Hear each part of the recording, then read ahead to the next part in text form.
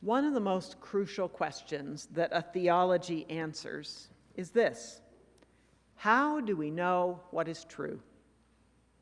Now, for questions about this physical world which we share, we rely for an answer to that question on our senses, on what we see and feel and hear, and on what works in our lives, like arithmetic. We rely on human knowledge, and we mostly agree that 10 times 10 is 100, that the earth turns steadily at a certain rate, all those things. But in the religious realm, which mostly takes place in our own individual minds and hearts, it's not so easy to decide what's true, and we can't rely necessarily on what everybody else finds in the world. The world's religions over the centuries have had 3 basic answers to the question, how do we know what is true? First, there is, we know what is true because the religious experts tell us what's true, because God told them.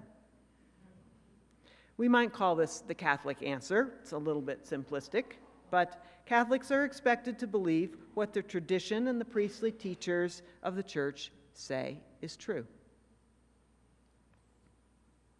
A second basic answer to the question of how do we know what is true is that we can trust our religious community and its historical traditions to point us in the right directions, because that's how God works in the world. We might call this the Protestant traditional answer to that question. The people around me believe that God's word can be found in the Bible, and these are the important teachings of Jesus, and therefore, that's what I believe. That's how Protestants talk. And if they start finding it hard to believe what the people around them believe, they probably go find another group to join. A third basic answer to that question of how do we find out what is true is that we find out what is true by our own inner experience, the speakings of our own conscience, reason, and intuition. I have thought about this. I have searched my own experiences, inner and outer, and I have come to my own conclusions about what is true. That third way is the humanistic way. It puts basic trust in individual people to come to their own sense of truth with no need for supernatural intervention. This humanistic strand, this faith in the ability of persons to think for themselves, trust their conclusions, and come to their own truth, exists to some extent in every faith. The Catholics have their Jesuits. Protestants respect the call of conscience, which sometimes put individuals at odds with their community. And individual experience is a very strong strand of Buddhism and a basic tenet of Unitarian Universalism. Sometimes we say, tongue-in-cheek, but not really, we put our faith in you.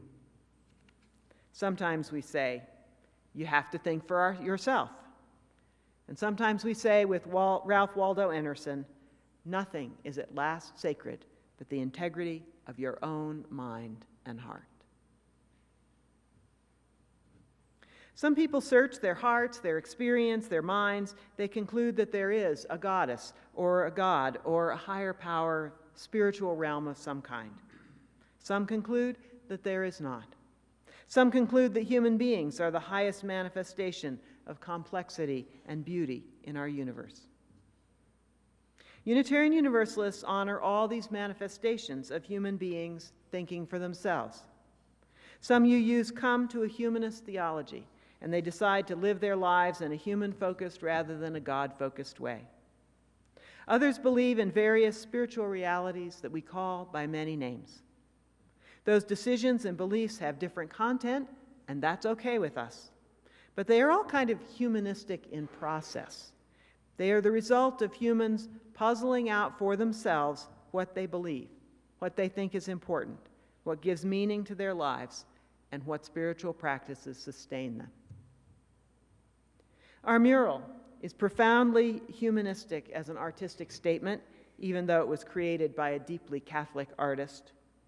It displays symbols of many faiths, and interestingly, it adds 2 symbols which were very important to this Catholic artist, the heart of love down there, a little bit hidden by the chairs, and the Star of Inspiration higher up, both of which could easily be seen as key symbols of the human spirit, the heart of love and the Star of Inspiration.